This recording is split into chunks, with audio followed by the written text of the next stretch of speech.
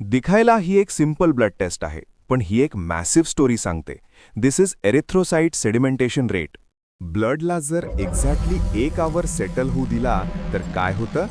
ह्यालाच म्हणतात ESR taste. Normally हे आरबीसीज फ्रीली फ्लोट होतात, पण इन्फेक्शनमध्ये लिव्हर फायब्रिनोजन आणि ग्लोब्युलिन सारखे हेवी प्रोटीन्स रिलीज करते. हे प्रोटीन्स ग्लूसारखा ॲक्ट करतात आणि आरबीसीजला कॉइन्ससारखं एकमेकांवर स्टॅक करतात. जसं हेवी कॉइन्सचा स्टॅक फास्ट खाली पडतो, तसंच ले सेल्स बॉटमला लवकर सेटल होतात. आरबीसीज जेव्हा कॉइन्ससारखे स्टॅक होतात तेव्हा ते फास्ट सेटल होतात.